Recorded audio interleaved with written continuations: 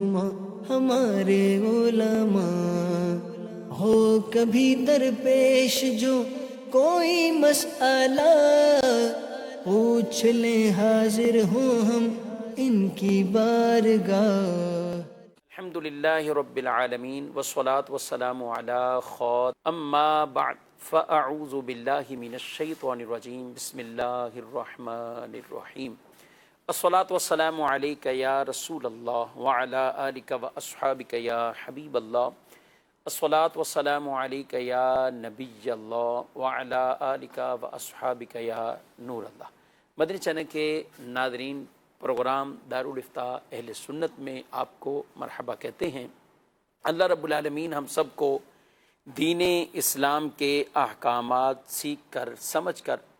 ان پر عمل پیرا ہونے کی توفیق عطا فرمائے۔ ہمارے پیارے رسول صلی اللہ علیہ وآلہ وسلم کا فرمان عظمت عالی شان ہے، تین طرح کے اشخاص بروز محشر اللہ تعالیٰ انہیں عرش کا سایہ عطا فرمائے گا۔ پہلا وہ شخص ارشاد فرمایا جو میرے کسی امتی کی پریشانی کو دور کرے، دوسرا وہ شخص ہوگا جو میری سنت کو زندہ کرے، اور تیسرا وہ جو مجھ پر کثرت سے درود بھیجے۔ صلو علی الحبیب صلی اللہ تعالی علی محمد صلی اللہ علیہ وآلہ وسلم۔ ناظرین کرام، اس پروگرام میں اول تا آخر ہمارے ساتھ شامل رہیں تو انشاءاللہ سوال جواب کی صورت میں بہت سا علم دین سیکھنے کو ملے گا۔ آج ہمارے پروگرام میں شامل ہیں مفتی محمد کفیل رضا اتاری صاحب، ان کو خوش آمدید کہتے ہیں۔ جزاک اللہ خیر۔ بڑھتے ہیں ہم ناظرین کے کچھ سوالات کی طرف۔ ہمارے پاس ویڈیو سوالات بھی ہیں، ان کو شامل کرتے ہیں، دیکھتے ہیں ہمارے ناظرین کیا پوچھنا۔ میرا نام محمد وسیم اتاری ہے، میں شاہ فیصل کالونی سے ہوں۔ مفتی صاحب، اگر کسی عورت کو ایک وقت میں 3 طلاقیں دے دیں تو کیا رجوع کی صورت باقی رہتی ہے؟ جی، سوال طلاق سے متعلق ہے۔ ظاہر ہے جب بھی طلاق سے متعلق کوئی گفتگو ہوتی ہے تو اس کا پورا دار و مدار الفاظوں پر بھی ہوتا ہے، بولے کے الفاظ تھے۔ بہرحال ایک جو نارمل مسئلہ ہے 3 طلاق کے حوالے سے، تو اس کو ہم ڈسکس کرتے ہیں۔ 3 طلاقیں کسی شور نے باقاعدہ دے دیں، لکھ کر دیں، یا زبانی طور پر دیں، یا جیسے ہمارے ہاں قانونی پرچے تقاضے پورے کر کے اس طرح کچھ طلاقیں 3 دے دیتا ہے، تو رجوع کی کیا صورت ہوگی؟ بسم اللہ الرحمن الرحیم۔ اگر کسی شخص نے اپنی بیوی کو 3 طلاقیں دی ہیں، چاہے ایک ساتھ دی ہوں، ایک ہی مجلس میں دی ہوں، ایک ہی الفاظ کے ساتھ جو ہے وہ دی ہوں، تو ایسی صورت میں تینوں طلاقیں واقع ہو جائیں گی، بشرطے کہ وہ اس کی بیوی وہ ہے جس کے ساتھ نکاح کے بعد جو ہے وہ رخصتی ہو چکی ہے، یا رخصتی نہیں ہوئی، نکاح کے بعد جو ہے وہ ان کے درمیان خلوت واقع ہو چکی ہے۔ تو ایسی صورت کے اندر ایسی بیوی کو اگر کسی شخص نے 3 طلاقیں دیں، چاہے یوں کہا کہ تجھے 3 طلاق، یا طلاق دیتا ہوں، یوں پورا جملہ جو ہے وہ کہا، تو ان الفاظ کے ساتھ جب وہ شخص 3 طلاقیں اپنی بیوی کو جو ہے وہ دیتا ہے تو وہ تینوں ہی واقع ہو جاتی ہیں۔ ایسا نہیں ہے کہ ایک ساتھ دی جائیں تو وہ ایک کاؤنٹ ہوگی، نہیں، بلکہ وہ 3 کی 3 ہی کاؤنٹ کی جاتی ہیں۔ اگر کسی شخص نے اپنی بیوی کو جو اور عموماً ایسا ہی ہوتا ہے کہ ہمارے ہاں جب بھی کبھی ایسا ہو، لڑائی جھگڑا ہو، کوئی 2 پر 1 پر تو سٹاپ کرتا نہیں ہے، اور اپنی ان بیویوں کو نہ بچوں کی طرف دیکھتے ہیں، فیملی ہے، چل رہی ہے، بچے ہیں، اور وہ ایک ساتھ ہی تینوں طلاقیں دے دیتے ہیں۔ اب پچھتاوا ہے، کیا کریں؟ تو اب اگر کسی بھی شخص نے اپنی بیوی کو، جو کہ مدخولہ ہے، فقہی اصطلاح ہے مدخولہ جس کو ہم نے بیان کیا کہ جو ہے وہ رخصتی ہو چکی ہو یا خلوت ہو چکی ہو، تو اگر اس نے 3 طلاقیں دے دیں، چاہے الگ الگ الفاظ سے دیں یا ایک ساتھ جو ہے وہ الفاظ سے دیں، ایک ہی مجلس میں دیں یا ایک ہی جو ہے وہ گفتگو کے اندر دیں، تو وہ تینوں طلاقیں واقع ہو جائیں گی۔ اور اب 3 طلاق کے بعد جو ہے وہ رجوع جو ہے وہ تحلیل شرعی کے بغیر ممکن نہیں ہے۔ تو 3 طلاقوں کے بعد جو ہے وہ رجوع نہ نکاح کے ذریعے ہو سکتا ہے، نہ اور کسی ذریعے سے ہو سکتا ہے، صرف ایک ہی طریقہ ہے، وہ ہے تحلیل شرعی کا، جس کو اللہ پاک نے قرآن مجید میں ارشاد فرمایا، الطلاق مرتان فامساک بمعروف او تسریح باحسان، کہ طلاق 2 مرتبہ تک دی ہے تو اب 2 آپشن ہے کہ یا تو بھلائی کے ساتھ روک لے یا بھلائی کے ساتھ عورت کو چھوڑ دے۔ فإن طلقها، لیکن اگر تیسری طلاق دے دی تو فلا تحل له من بعد حتى تنكح زوجا غیرہ، تو وہ عورت جو ہے وہ اس شخص کے لیے حلال نہیں ہوگی اس وقت تک جب تک کہ وہ اس کے علاوہ کسی اور شوہر سے نکاح نہ کر لے، اور پھر اس کا طریقہ جو ہے وہ حدیث مبارکہ کے اندر تفصیل کے ساتھ بیان کیا گیا۔ تو لہٰذا 3 طلاق کے بعد بغیر تحلیل شرعی جو ہے وہ ساتھ رہنا یہ جائز نہیں ہے۔ احادیث مبارکہ میں بھی یہی احکام اس کے بیان کیے گئے۔ اور کیا کرنا کیا چاہیے ایسے شخص کو جو بالخصوص اس ارادے سے ہے، جو بھی مسئلے مسائل ہیں، عام طور پہ مشورے تو اس میں کوئی بھی نہیں کرتے، یا مشورے کرتے ہیں تو وکیلوں سے کرتے ہیں، علماء سے نہیں کرتے، مفتیان کرام سے نہیں کرتے، اور بعد میں پھر علماء کے پاس آتے ہیں، پھر بعد میں اچھا وکیل بعد میں بھی کوئی الٹے سیدھے مشورے بعد دے رہے ہوتے ہیں۔ ہم ناظرین ہر وکیل کی بات نہیں کرتے، وکلاء میں بھی اچھے لوگ بھی ہیں، دین اسلام ظاہر ہے تعلیمات تو سب کے لیے ہیں، لیکن اوورال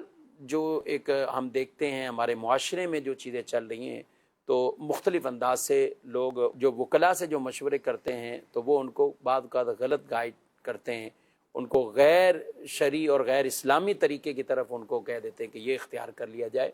اگر واقع ہو چکا ہے تو اب جو شرعی طریقہ بیان کیا ہے ہمیں اسی پر ہی چلنا ہے۔ اب یہ جو کہتے ہیں طلاق نامہ بھیج دیا، سب کچھ ہوا، 90 دن انتظار ہوگا، 90 دن کے اندر رجوع کر لیا تو ویسے ہی ہو جائے گا، کیا کہیں گے؟ دیکھیں، قانونی اعتبار سے بہت ساری چیزیں ہیں جو وکیل لوگ بیان کرتے ہیں جو کہ شرعی اعتبار سے درست نہیں ہیں۔ اب جیسے اگر کسی شخص نے جو ہے وہ طلاق نامہ جو ہے وہ بنوایا، تو اب اگرچہ اس نے دستخط نہیں کیے، لیکن جب اس نے بنوایا اس کے کہنے پر وکیل نے اس کو بنا کر دے دیا تو بغیر دستخط کے بھی طلاق ہو جائے گی۔ قانونی اعتبار سے اسے یہ سمجھا جاتا ہے کہ جناب دستخط نہیں کیے تو طلاق نہیں ہوگی۔ اسی طریقے سے کئی دفعہ وہ یہ کہتے ہیں کہ جب تک آپ نے اپنی بیوی کو بھیجا نہیں ہے تو طلاق نہیں ہوگی، بیوی ریسیو کرے گی تو طلاق ہوگی، حالانکہ ایسا نہیں ہے۔ جب آپ نے طلاق نامہ بنوایا ہے اور اس میں طلاق ہونے کو بیوی کے ریسیو کرنے پر آپ نے مشروط نہیں کیا، شرط نہیں لگائی، اور عام طور پر ایسا ہوتا بھی نہیں ہے، تو طلاق فوراً جو ہے وہ واقع ہو جائے گی۔ اسی طریقے سے اگر جو ہے وہ یو سی کے اندر جو ہے وہ رجسٹرڈ نہیں ہوا تو بھی اس سے کوئی طلاق کے شرعی معاملات کے اوپر کوئی فرق نہیں آئے گا۔ تو طلاق تو اگر زبانی بھی کسی نے دی تو بھی ہو جائے گی، اگرچہ وہ اس کے بعد اس کے پیپر وغیرہ جو ہے وہ نہ بنائے۔ تو لہٰذا طلاق کے معاملات کے اندر چاہیے یہ کہ اولاً تو یہ کام کرنے سے پہلے بھی مشورہ کریں، اور اگر یہ کام ہو چکا ہے تو بھی وکیلوں کے پاس جانے کے بجائے مفتیان کرام کے پاس آئیں، مستند مفتیان کرام سے رابطہ کر کے ان سے فتویٰ حاصل کریں، اور جب طلاق ہو جائے تو پھر بہرحال جو ہے وہ 3 طلاقوں کے بعد ساتھ رہنا جائز نہیں ہے۔ اس بات کو ذہن نشین رکھیں۔ کئی دفعہ لوگ ایسے معاملات کے اندر، گھر کے اندر، آپس کے اندر، لڑکی کا معاملہ ہوتا ہے، رات میں کوئی معاملہ ہوا تو اس کی ساس جو ہے وہ اس کو کوئی بات پڑھا دیتی ہے کہ بھئی تم تو ابھی پیٹ سے ہو، حمل میں طلاق نہیں ہوتی، یا چھوڑو اس بات کو، یہ تو ایسے ہی اس نے غصے میں بول دیا، غصے میں طلاق نہیں ہوتی، کسی کو نہیں بتانا، بلا وجہ اپنا گھر تم خود برباد کر رہی ہو۔ اس طرح کی گفتگو جو ہے وہ بسا اوقات فیملی، یا اگر ماں کو بھی لڑکی نے بتا دیا، کئی دفعہ ایسا بھی ہوتا ہے کہ میکے والے بھی اس چیز کو جو ہے وہ توجہ نہیں دیتے کہ نہیں ایسی چھوٹی چھوٹی باتوں کے اوپر تم کیا جو ہے وہ لے کر بیٹھی ہوئی ہو۔ اور یا یوں بھی ہوتا ہے کہ بھائی پیچھے ہوتے ہیں، وہ دوبارہ جو ہے وہ ان کے اوپر بوجھ اپنی بہن لگ رہی ہوتی ہے تو وہ بھی یہی کرتے ہیں کہ جناب نہیں ایسے کچھ نہیں ہوتی۔ تو ان سارے معاملات کے اندر کوئی آپ کو سپورٹ کرے یا نہ کرے، بہرحال عورت کے اوپر لازم ہے کہ جب اس کے شوہر نے اسے طلاق دے دی ہے تو وہ شرعی فتویٰ حاصل کرے، علماء سے رہنمائی لے کہ اس وقت اس کی زندگی کا کیا معاملہ ہے،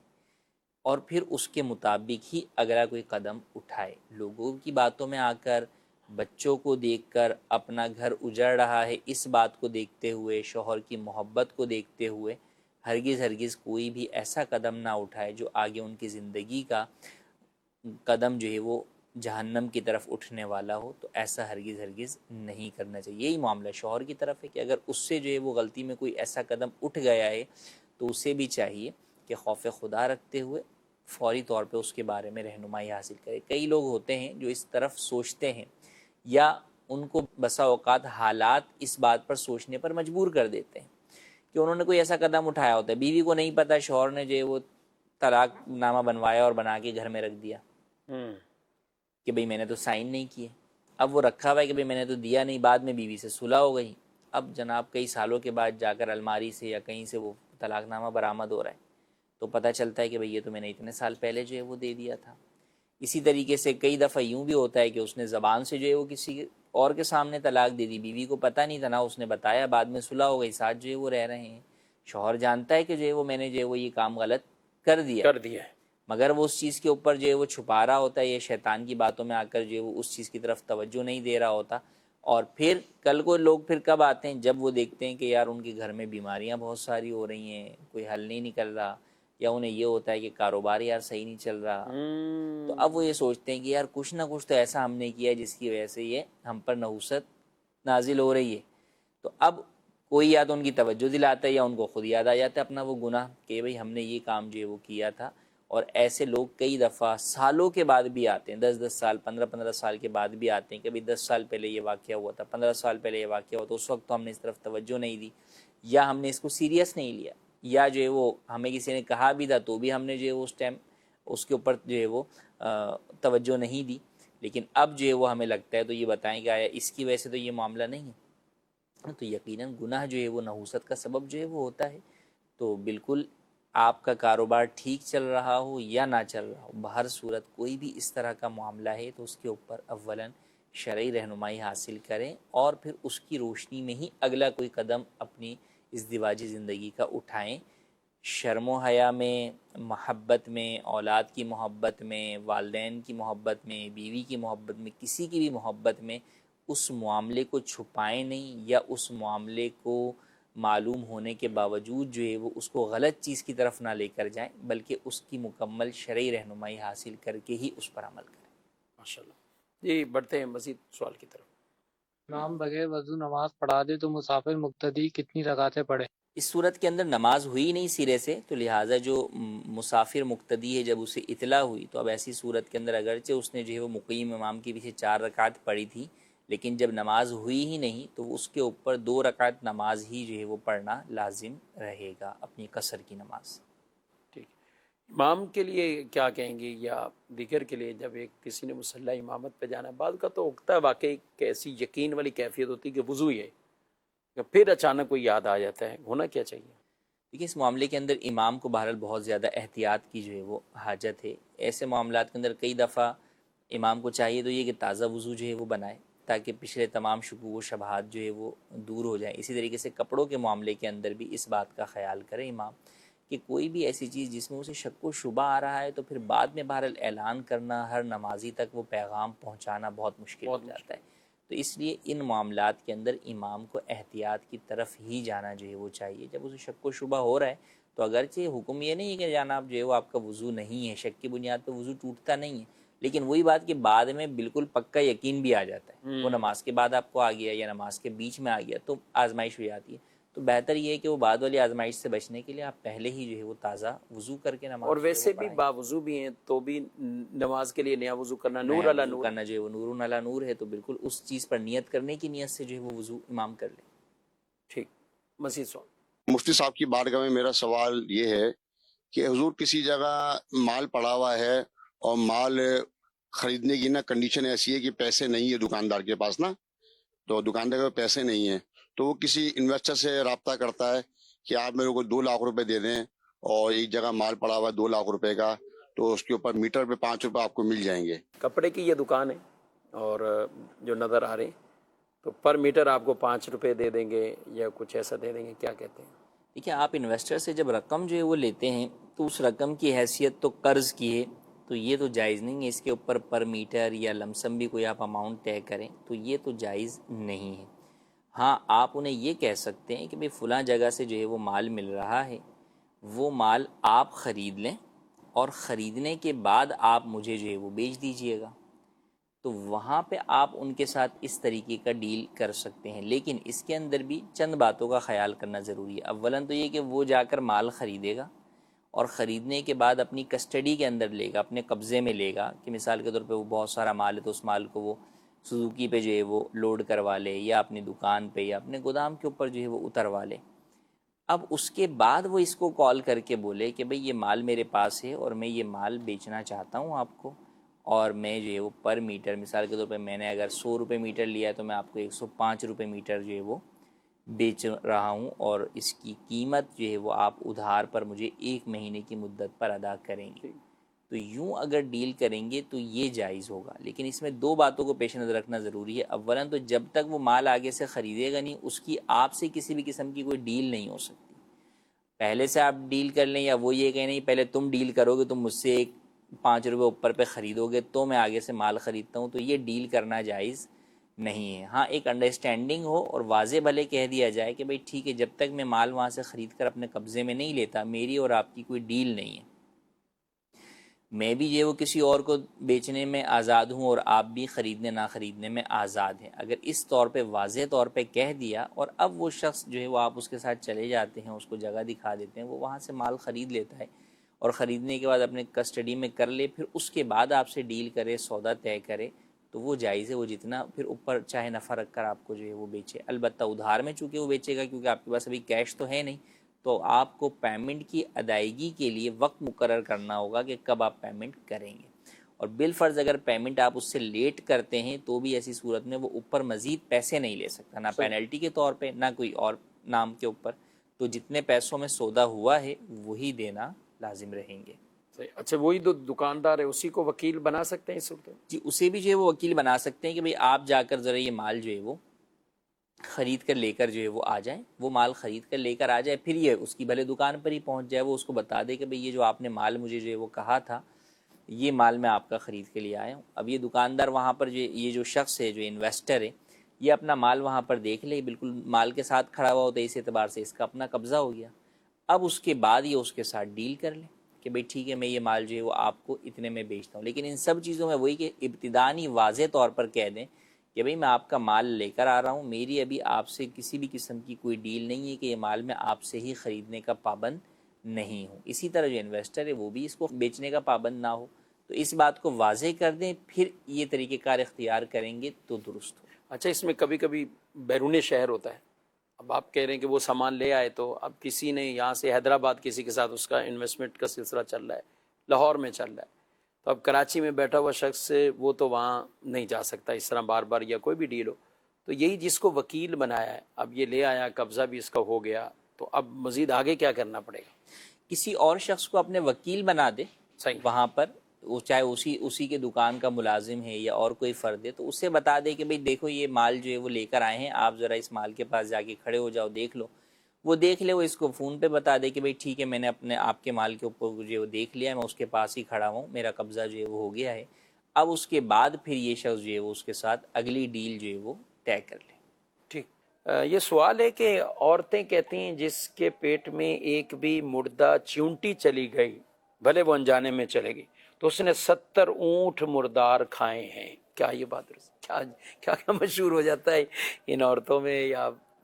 بات کا تو مردوں میں بھی ہوتا ہے، لوگوں میں طرح طرح کی باتیں نکل آتی، کیا کہتے ہیں؟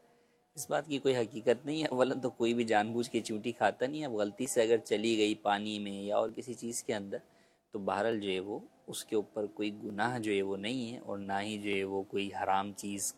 قصداً کھانے کے مترادف ہے، نہ ہی اس طرح کی کوئی وعید ہے، تو یہ سراسر جو ہے وہ غلط ہے، اس بات کی کوئی حقیقت نہیں۔ جی مزید سوال؟ میرا سوال یہ ہے کہ ہمارے گھر میں ہماری والدہ کپڑے لا کے اور باہر بیچتی ہے، مطلب کہ ہمارے گاؤں کی عورتوں کو، اور اس میں وہ یہ پوچھنا چاہتے ہیں کہ ہمیں کتنا منافع رکھنا چاہیے، اس میں کپڑا بیچنے میں کتنا منافع حاصل کرنا چاہیے مسلمان کو؟ جی اچھا سوال ہے، ماشاءاللہ۔ دیکھیں منافع کے اندر شریعت مطہرہ نے اصول جو بیان کیے ہیں، ان میں سے سب سے بنیادی چیز یہ ہے کہ آپ کوئی بھی چیز کی جب تجارت کر رہے ہیں، بیچ رہے ہیں، تو آپ اس میں جھوٹ نہ بولیں۔ آپ یہ نہ بولیں کہ یہ چیز میں اتنے کی لائی ہوں یا اتنے کا لایا ہوں، حالانکہ آپ اس سے جو ہے وہ کم کا لائے ہیں،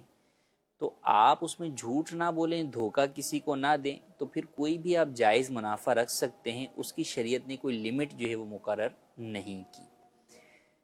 ہاں بہتر یہ ہے کہ کم سے کم جو ہے وہ منافع جو ہے وہ رکھیں، یا ایک درمیانہ منافع جتنا رکھا جاتا ہے اتنا ہی جو ہے وہ رکھیں، کیونکہ بہرحال آپ کے سے خریدار سامنے والے مسلمان ہیں، تو اس کے اندر آپ کو بطور مسلمان ان کی خیر خواہی پیش نظر رکھ کر آپ جو ہے وہ ایک مناسب سا منافع رکھیں. پھر منافع کم رکھیں گے تو آپ کا کاروباری اصولوں کے مطابق بھی جو ہے وہ بڑھے گا, لوگ زیادہ جو ہے وہ خریدار آپ کے بڑھیں گے, اعتماد بھی ہوگا. لیکن اگر کوئی زیادہ نفع بھی جو ہے وہ رکھتا ہے اور جھوٹ نہیں بولتا تو ایسی صورت میں وہ گناہگار اسے نہیں کہیں گے. بعض لوگ ایسی صورت میں ان لوگوں کو بسا اوقات چیٹر کہہ دیتے ہیں, یا جو ہے وہ دھوکے باز کہہ دیتے ہیں, یا جو ہے وہ منافع خور کہہ دیتے ہیں. تو اگر دیکھیں قانونی اعتبار سے بھی اس کی کوئی ریٹ لسٹ نہیں ہے, اور یہ شخص جو ہے وہ کوئی جھوٹ بھی نہیں بول رہا کہ نہیں بھائی مجھے یہ اتنے میں پڑا ہے یا میں نے اتنے میں خریدا ہے. وہ سمپل آگے کہتا ہے کہ بھائی یہ چیز ہے اور یہ چیز میں آپ کو اتنے میں بیچ رہا ہوں. نہ وہ یہ بولتا ہے کہ مارکیٹ میں اتنے کی بک رہی ہے اور میں اتنے کی بیچ رہا ہوں, جو کہ جھوٹ ہو.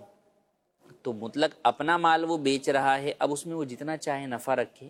یہ اس کی اپنی جو ہے وہ مرضی ہے. تو اس میں پھر اس کو آگے بیچنے کے اندر کوئی گناہ نہیں ہے. ہاں قانونی اعتبار سے ایک چیز کی ریٹ لسٹ ہے تو اب اس کی پابندی جو ہے وہ ضروری ہوتی ہے. یا اگر آپ کو پڑی وہ چیز 100 کی ہے لیکن آپ جو ہے وہ سامنے والے کو کہہ رہے ہیں کہ مجھے تو 150 روپے کی پڑی اور میں تو اس پہ 10 روپے اوپر رکھ کے صرف آپ کو 160 کا بیچ رہا ہوں, تو اب یہ اس طرح جھوٹ بول کر بیچنا یہ بہرحال جو ہے وہ ناجائز ہوگا. اس صورت میں یہ گناہگار ہوگا. لیکن اگر کوئی بھی ایسی چیز بیان نہیں کرتے, جھوٹ نہیں بولتے, دھوکہ جو ہے وہ نہیں دیتے, تو ایسی صورت میں وہ اس چیز کے اندر کوئی بھی نفع رکھ کر بیچ سکتے ہیں. شریعت نے اس نفع کو جو ہے وہ کوئی لمیٹڈ نہیں کیا. اچھا, بعض اوقات ایسا ہوتا ہے کہ کوئی دکانیں ہیں, لوگ ان سے ہی پوچھتے ہیں آپ نے کتنے کی خریدی, آپ نے کتنے کی خریدی, تو وہ کچھ بھی بول دیتے ہیں کہ میں نے اتنے کی خریدی. اب ٹھیک ہے, اگر آپ دکاندار پہ یہ لازم نہیں کہ وہ بتائے, لیکن بتانا تو سچ ہی بتانا ہوگا. جی بتانا ہے تو جو ہے وہ سچ بتانا ہوگا. بلکہ یہاں تک کہا گیا ہے کہ بس اوقات آپ خریدتے ہیں لیکن خریدنے کے بعد بھی اس کے اندر کچھ چیزیں آپ کے اخراجات پڑ جاتے ہیں, لانے لے جانے کا کرایہ. تو اس میں بھی علماء نے یہ فرمایا کہ ایسی صورت کے اندر آپ نے خریدی 150 کی لیکن وہ چیز آپ کو پڑی 160 کی, دیگر اخراجات ایڈ کر کے, تو آپ اسے یہ نہ کہیں کہ میں نے 160 کی خریدی ہے, بلکہ اسے یہ کہیں کہ 160 کی مجھے پڑی. تو الفاظ میں بھی اتنی احتیاط کا جو ہے وہ حکم دیا گیا. تو لہٰذا آپ سے کوئی سامنے والا جو ہے وہ پوچھ رہا ہے تو یا تو آپ منع کر دیں اسے کہ بھائی اس بات کو رہنے دیں, مجھے کتنے کی پڑی, میں آپ کو اتنے کی بیچ رہا ہوں, یا تو آپ یہ بول دیں. ورنہ اگر آپ بتائیں گے تو پھر آپ کو جو ہے وہ وہی حقیقت بتانی ہوگی جتنے میں وہ چیز آپ کو پڑی ہے یا آپ نے خریدی ہے. اس میں جھوٹ بولنا آپ کے لیے جائز نہیں ہوگا. دکاندار ایک ہوتے ہیں, وہ بتاتے بھی نہیں, بہت سیانے بھی ہوتے ہیں. لیکن یہ جو انفرادی, جیسے ان کا خاتون یا ان کی والدہ بیچنے جاتی ہیں, تو اب تو لوگ سیدھے مطلب ایک انفرادی کوئی بیچنے کسی کے محلے میں جا رہا ہے یا کچھ بھی, تو خواتین بھی پوچھتی ہیں, وہ بھی پوچھتے ہیں. اب ظاہر ہے اتنا وقت لگایا, ان کے بیٹے کپڑا ہو سکتا ہے مارکیٹ سے لاتے ہوں, پھر اپنے گھر رکھا, پھر ان کی والدہ بیچنے جا رہی ہیں, بیٹا بھی ساتھ جاتا ہوگا, کوئی نہ کوئی لے کے جاتا ہو. تو ایسے مواقع پر ذہنی طور پر یعنی بھلے پیسے تو کم لگے ہیں, اب وہ سوٹ 600 روپے کا آیا, اب یہ 900 روپے کا آگے بیچ رہی اور 300 روپے اپنا نفع رکھ رہے ہیں, اور یہ پیچھے ساری محنت ہے وہ مارکیٹ سے لانا, یہ وہ, تو یہ کوئی ناجائز تو نہیں ہے؟ نہیں ناجائز نہیں, بس یہ کہ جب ان سے پوچھا جائے تو یہ نہ کہیں کہ مجھے 800 کا پڑا ہے اور میں آپ کو 900 کا بیچ رہی ہوں. یہ کہنا جو ہے وہ ان کے لیے جائز نہیں ہوگا. یہ ڈائریکٹ جو ہے وہ یا تو ان کو اصل رقم بتا دیں, یا اصل رقم نہیں بتانا چاہتے تو منع کر دیں کہ بھئی اس بات کو رہنے دیں, بس میں جو ہے وہ اس کو 900 کا بیچ رہی ہوں, اس کی یہ جو ہے وہ قیمت میں رکھ رہی ہوں. یا مارکیٹ میں اگر وہ چیز 800 کی بکتی ہے یا 900 کی بکتی ہے تو آپ ہی پھر یوں کہہ سکتے ہیں کہ اگر واقعی مارکیٹ کا آپ کو پتہ ہے کہ بھئی مارکیٹ کے اندر بھی یہ چیز اتنے کی ہی ہے جو ہم آپ کو گھر پہ لا کے اتنے میں ہی دے رہے ہیں. صحیح, یعنی یہ ریٹ بتایا جا سکتا ہے. بھلے ان کو 600 میں ملی ہے لیکن مارکیٹ میں بھی کوئی جائے گا تو اسے 800 کی وہ ملے گی. اب یہ ان کو کہ ہم آپ کو 900 کی دے رہے ہیں, مارکیٹ میں بھی آپ جائیں گے تو 800 آپ کو 800-900 تک کی ہی جو ہے وہ پڑے گی, تو یوں بیان کر سکتے ہیں. ٹھیک ہے جی, مزید سوال. میرا مفتی صاحب کی بارگاہ میں یہ سوال عرض ہے کہ اگر امام بھول کر عصر نماز کی 3 رکعتیں اکٹھی پڑھا دیں اور مقتدی صاحبان کہیں کہ ہم نے 3 رکعتیں پڑھی ہیں اور امام صاحب کہیں کہ نہیں 4 رکعتیں پڑھی ہیں, کیا نماز ہو جائے گی؟ جزاک اللہ خیرا. اختلاف ہو گیا, امام صاحب 4 کہہ رہے ہیں اور مقتدی وہ 3 کہہ رہے ہیں, کیا کیسے حل ہوگا؟ سارے ہی مقتدی یہ کہہ رہے ہیں کہ جو وہ 3 ہی پڑھائی ہیں, تو پھر تو امام کو بھی انڈرسٹوڈ سی بات ہے کہ اپنے بیان کے اوپر جو ہے وہ ڈاؤٹ آ جائے گا, تو پھر تو جو ہے وہ نماز دہرانی ہی جو ہے وہ ہوگی. اور اگر ایک آدھ کو یہ مقتدی کہہ رہا ہے اور امام کو اس کی بات پر اعتماد نہیں ہو رہا، امام کو اپنی بات پر اعتماد ہے کہ میں نے 4 ہی پڑھائی ہیں، اور بقیہ نمازیوں سے بھی اس کی تائید ہو جاتی ہے کہ ہاں بھئی 4 پڑھائی ہیں، تو پھر ایسی صورت میں جن کو شک و شبہ ہے صرف ان کے کہنے کی وجہ سے نماز پہ کوئی حرج واقع نہیں ہوگا، اور وہ 4 رکعت ہی شمار ہوں گی اور وہ نماز مکمل ہو جائے گی۔ مزید میرا سوال یہ ہے کہ اگر کوئی بندہ کسی بندے کو اس کی بیوی کہتی ہے کہ آپ کی جماعت چلی گئی ہے نماز پڑھنے جاؤ، اس کی ٹھیک نہیں، تو وہ کہتا نہیں جاتا ہوں، نماز نہیں پڑھنے جاتا ہوں، تو کیا اس سے نکاح ٹوٹ جاتا ہے؟ دعوت دی ہے وہ سامنے والا نہیں گیا تو کیا کہ دیکھیں اگر کسی شخص کو دعوت دی ہے نماز کی اور وہ نہیں جاتا ہے یا وہ منع کر دیتا ہے کہ بھئی میں نہیں جا رہا نماز پڑھنے، تو فقط اس بنیاد پر جو ہے وہ نکاح اس کا نہیں ٹوٹے گا، کیونکہ نکاح کا ٹوٹنے کا تعلق جو ہے وہ اسلام سے خارج ہونے کے اوپر ہے۔ تو فقط کوئی شخص اگر منع کرتا ہے نماز سے، تو اگرچہ نماز جو ہے وہ چھوڑنا یا نماز پڑھنے کی دعوت دینے کے اوپر اس کا جو ہے وہ انکار کرنا، وہ کئی صورتوں کے اندر جو ہے وہ گناہ کبیرہ والی صورت تو بنے گی، لیکن گناہ کبیرہ کی وجہ سے بندہ دائرہ اسلام سے خارج نہیں ہوتا، کافر نہیں ہوتا۔ بہرحال گناہ کبیرہ کے باوجود بھی وہ مسلمان ہی جو ہے وہ رہتا ہے، تو اس سے نکاح پر کوئی فرق نہیں پڑے گا۔ البتہ ایسا کرنا نہیں چاہیے، جب ہمیں کوئی نماز کی دعوت دے رہا ہے تو بلا وجہ انکار جو ہے وہ نہیں کرنا چاہیے۔ ہاں اگر کوئی عذر ہے تو ایسی صورت کے اندر وہ عذر بیان کر کے آپ منع کر سکتے ہیں کہ بھئی میں جو ہے وہ اس وجہ سے ابھی نہیں پڑھ رہا، یا میں نے نماز پڑھ لی ہے، یا میں بعد میں جو ہے وہ پڑھ لوں گا، تو جو بھی ہے اسے عذر کو بیان کر دے تاکہ سامنے والا بھی اس کے بارے میں بدگمان نہ ہو۔ ٹھیک ہے۔ سوال ایک SMS پہ ایک کہتے ہیں کہ ایک صاحب نے مجھے پیسے دیے ہیں اور انہوں نے کہا تھا کہ اس سے خوشبو لے لینا، آپ وہ خوشبو کے علاوہ کوئی اور چیز بھی خرید سکتے ہیں یا خوشبو ہی خرید کر کسی اور کو تحفہ دے سکتے ہیں؟ اب یہ کہ انہوں نے جو ان کے پیسے دیے وہ کسی اور کو دینے کے لیے جو ہے وہ دیے ہیں یا ان کو اپنے استعمال کے لیے جو ہے دیے ہیں؟ اگر تو کسی اور کے لیے دیے ہیں کہ یار اس کی خوشبو خرید کر آپ غریبوں میں دے دینا یا کسی مدرسے میں دے دینا، تو ایسی صورت کے اندر تو انہوں نے جس چیز کا ان کو پابند کیا ہے یہ وہی خرید کر آگے دے سکتے ہیں۔ صحیح۔ اور ان کو ذاتی طور پہ کسی نے کہا کہ یار یہ لو یہ پیسے، یار تم خوشبو بھی لگا لیا کرو، اب یہ جو ہے وہ خوشبو لگائیں یا اس سے جو ہے وہ جو دل چاہے کریں، جب اس نے ان کو جو ہے وہ دے دیا ہے تو یہ پھر اس کے مالک ہیں، یہ جو دل چاہے جو ہے وہ اس سے کر سکتے ہیں۔ لیکن عام طور پہ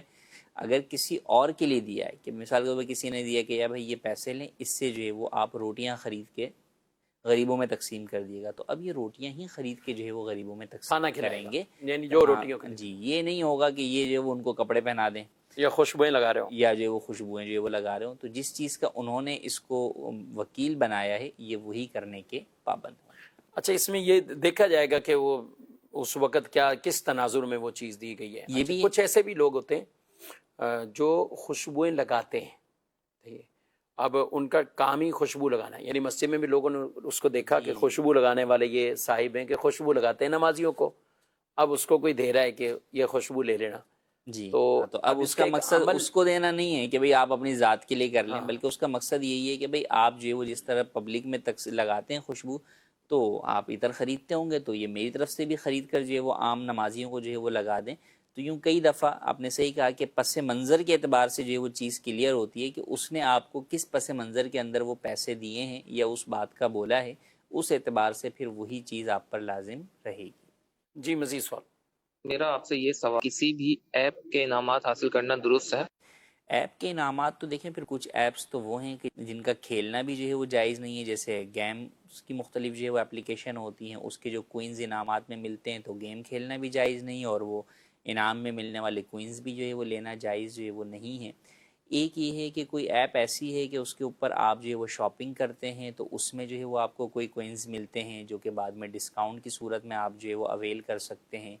تو وہ بعض صورتوں کے اندر جو ہے وہ جائز بھی ہوتے ہیں، تو اس کے اندر کوئی حرج نہیں ہے۔ تو یہ ایک جنرل سے جو ہے وہ سوال ہے، بعض صورتیں اس کی جائز ہو سکتی ہیں، بعض ناجائز ہو سکتی ہیں، تو اسپیسیفک جس ایپ کا آپ کوئن لینا چاہتے ہیں یا انعام لینا چاہتے ہیں اس سے متعلق آپ دارالفتہ اہل سنت میں کال کر کے معلوم کر لیں تو مزید واضح طور پر آپ کو بتایا جا سکے گا۔ جی، آپ نمبر ملاحظہ فرما رہے ہیں اسکرین پر، یہ دارالفتہ اہل سنت کا نمبر، اور اس پر آپ رابطہ کر سکتے ہیں، انشاءاللہ اس حوالے سے آپ کی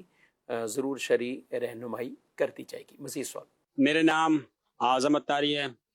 مفتی صاحب، اگر کسی نے قضا نمازیں ابھی تک ادا نہیں کی تو کیا نفل نمازیں ادا کرنے کا ثواب ملے گا؟ جی، قضا نمازیں ادا نہیں کی، اور SMS پہ بھی ایک اسی طرح کا سوال ہے کہ ایسا شخص کیا پھر نفل نہ پڑھے یا کیا ہونا چاہیے؟ لیکن جس شخص کے ذمے قضا نمازیں لازم ہیں اس پر لازم ہے کہ وہ جلد از جلد ان کی ادائیگی کا اہتمام کرے، اور عام نوافل جن کی کوئی فضیلت جو ہے وہ احادیث وغیرہ میں بیان نہیں ہوئی، ان کے بارے میں حکم یہ ہے کہ وہ شخص اس طرح عام نوافل کے بجائے ان کی جگہ پر قضا نمازیں ادا کرے، کہ ایسی صورت کے اندر جب تک قضا نمازیں ادا نہیں کرتا تو اس کے نوافل جو ہے وہ معلق رہتے ہیں، قبول نہیں ہوتے، جب قضا مکمل ہو جائیں گی تو پھر وہ قبول ہوں گے۔